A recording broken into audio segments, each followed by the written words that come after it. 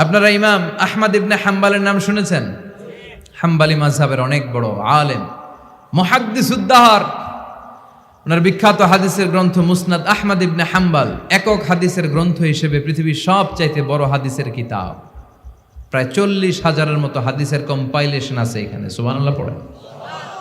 এই মুহাদ্দিস ওনার শেষ জীবনে সব সময় হাদিস লেখা, হাদিস মুখস্থ, হাদিস সংগ্রহের কাজে ব্যয় করেছেন। লম্বা লম্বা সফর করতেন, দেশ থেকে দেশ, দেশান্তরে, এক দেশ থেকে আরেক দেশে তিনি সফরে যেতেন। ওনার সফরের ঘটনায় পাওয়া যায় উনি এক শীতের সিজনে হাদিস সংগ্রহের কাজে সফরে বেরিয়েছেন। প্রচণ্ড শীত। উনি এক মসজিদে ঢুকে মাগরিবের নামাজ পড়লেন, এশার সালাত আদায় করলেন। এরপরে ভাবলেন বাইরে এত শীত, যাওয়ার তো জায়গা নাই, এক কাজ করি মসজিদেই ইবাদত করে আর হাদিস পড়ে পড়ে কাটাই, ফজরের সালাত জামাতে পড়ে তারপরে বেরোবো। উনি ব্যাগ থেকে কাঁথা বের করে হাদিসের কিতাব নিয়ে পড়তে লাগলেন। কিন্তু মসজিদের দারোয়ান এসে বলে, উখরুজ মিনাল মসজিদ ইয়া শেখ, এই বুড়া মসজিদ থেকে বেরো। চিনে নাই, উনি যে এত বড় আলেমে দ্বীন মুহাদ্দিস, চিনতে পারে নাই। ইমাম আহমদ ইবনে হাম্বাল বললেন, বাবা বাইরে শীত, আমি কই যাব? আমি মুসাফির মানুষ, আমি এই মসজিদে ফজরের সালাতও পড়ব, জামাতে পড়ে তারপরে বেরোবো, রাতটা আমারে থাকতে দাও। মসজিদের দারোয়ান বলে, না মসজিদে থাকা যাবে না, বের হন। ভালো কথায় বের না হইলে ঘাড় ধাক্কা দিয়ে বের করে দেব। কি আর করা, উনি ব্যাগ নিয়ে বের হয়ে গেলেন। শীতে কাঁপছেন। হাঁটতে হাঁটতে হাঁটতে হাঁটতে বাইরে দেখলেন যে একটা বাজার, ওই বাজারে এক যুবক রুটি বানায়, সাজ রুটি বিক্রেতা যুবক। তিনি রুটি বিক্রেতার কাছে যেয়ে সালাম দিলেন, আসসালামু আলাইকুম। যুবক বলে, ওয়া আলাইকুম আসসালাম। আহমদ ইবনে হাম্বাল বলল, বাবা আমি তোমার রুটির দোকানের পাশে বসে রাতটা কাটাতে চাই আর তোমার এই চুলা থেকে আগুন পোহাতে চাই, যদি তুমি অনুমতি দাও। যুবক বলে, আহলান ওয়া সাহলান ওয়া মারহাবান বিক ইয়া শেখ, আসেন বসেন, কোনো সমস্যা নাই। আপনি চুলা থেকে আগুন পোহাবেন, এতে আমার ক্ষতি কি? আলহামদুলিল্লাহ পড়েন। আহমদ ইবনে হাম্বাল খুশি হয়ে গেলেন। উনি বসলেন, উনি তাপ নিচ্ছেন, আগুন পোহাচ্ছেন, আর দেখতে পাচ্ছেন যুবকটা বারবার পড়ছে আস্তাগফিরুল্লাহ। যুবকটা বারবার কি পড়ছে? আস্তাগফিরুল্লাহ। রুটি বানায় আর পড়ে আস্তাগফিরুল্লাহ। রুটি চুলায় দেয়, পড়ে আস্তাগফিরুল্লাহ। কেউ রুটি কিনতে আসলে তার কাছে রুটি তুলে দেয়, পড়ে আস্তাগফিরুল্লাহ। টাকা নিয়ে ক্যাশ বক্সে ঢুকায়, আর কি পড়ে? আবার রুটি বানাতে শুরু করে, আর কি পড়ে? ইমাম আহমদ ইবনে হাম্বাল তার এই দৃশ্যটা দেখে অবাক হলেন। তিনি প্রশ্ন করলেন, যুবক, মা লাকা ইয়া শাব দাইমান তাকরাউনা আস্তাগফিরুল্লাহ। হে যুবক, কি হলো তোমার? আসার পর থেকেই দেখতেছিস তুমি খালি পড়ো আস্তাগফিরুল্লাহ, খালি পড়ো আস্তাগফিরুল্লাহ, কেন? যুবক বলে, এই ইবাদত করে, এই ইস্তেগফারের সাথে সবসময় লেগে থাকার কারণে আমি অনেক কিছু পেয়েছি। কি পেয়েছো? সে বলতে শুরু করলো, আমি মুস্তাজাবুদ দাওয়া হয়ে গিয়েছি। মুস্তাজাবুদ দাওয়া মানে এমন লোক, যে লোক দোয়া করতে দেরি, ওই দোয়াটা কবুল হতে দেরি হয় না। ইমাম আহমদ ইবনে হাম্বাল অবাক হলেন। ফাতাআজ্জাবা আহমদ ইবনে হাম্বাল ওয়া ক্বাল, আনতা মুস্তাজাবুদ দাওয়া। অবাক হলেন আর বললেন, বলো কি, তুমি মুস্তাজাবুদ দাওয়া? তুমি জীবনে যা দোয়া করেছো সব কবুল হয়েছে? যুবক বলে, হ্যাঁ, আমি জীবনে যত দোয়া করেছি সব দোয়া কবুল হয়েছে, একটা দোয়া ছাড়া। শুধু একটা দোয়া কবুল হয় না, বাকি সব দোয়া চাওয়া মাত্রই কবুল করে নিয়েছে কে? এবার আহমদ ইবনে হাম্বালের কিউরিসিটি আরো বেড়ে গেল।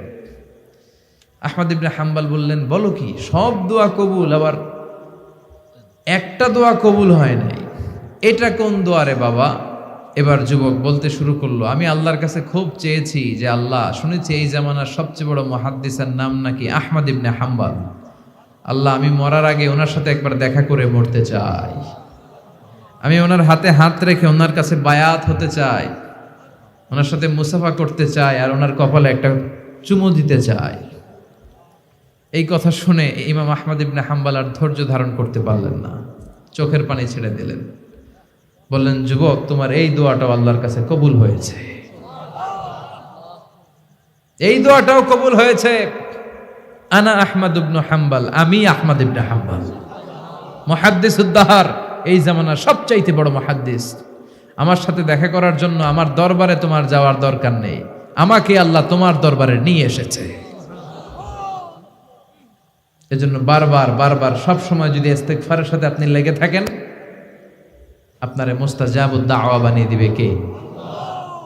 আমি অনেক জায়গায় ইস্তেগফার নিয়ে বয়ান করেছি। এবছর সিলেটে আপনাদের এই প্রোগ্রামে আসার সময় আমি যখন ঢাকা এয়ারপোর্টে, অনেক যুবকরা দৌড়ে এসেছে, হুজুর আপনি মিজানুর রহমান আজহারি না? আমি বলি হ্যাঁ আমি মিজানুর রহমান আজহারি। বলে হুজুর আপনার আলোচনা শুনে আমার জীবনে অনেক পরিবর্তন হয়েছে। আর হুজুর আরেকটা কথা, এখন কিন্তু আমি অবসর সময় পাইলে খালি পড়ি আস্তাগফিরুল্লাহ।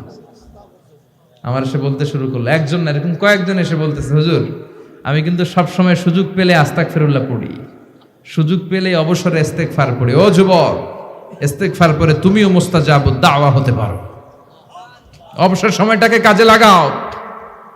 গাড়ির জন্য বসে আছি, বাজারের ব্যাগ হাতে নিয়ে যাচ্ছি, অবসর সময় ঘুম আসে না, কি পড়বো?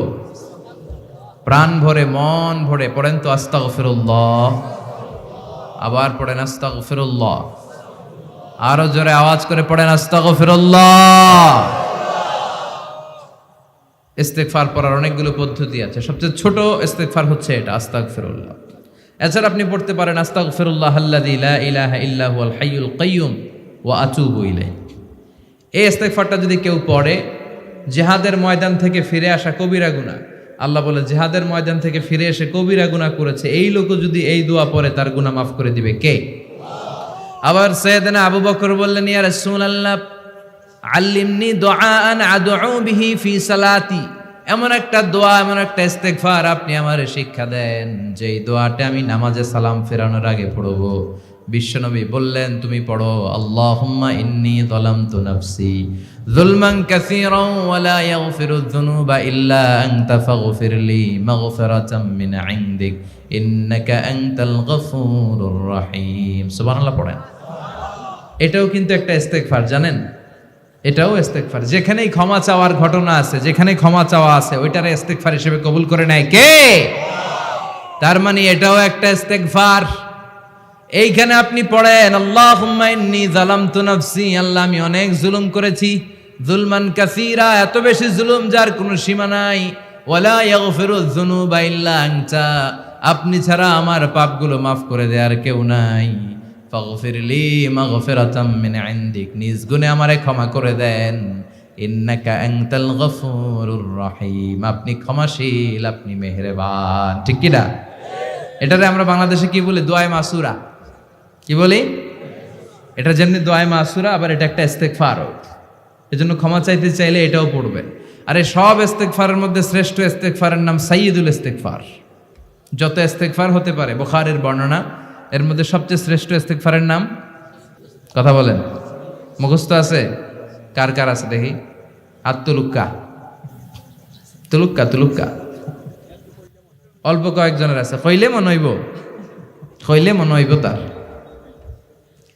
তো এটা হচ্ছে সর্বশ্রেষ্ঠ ইস্তেগফার। এই ইস্তেগফারটা কেউ যদি রাতে পড়ে, ওই রাতে মৃত্যু হলে সে জান্নাতি।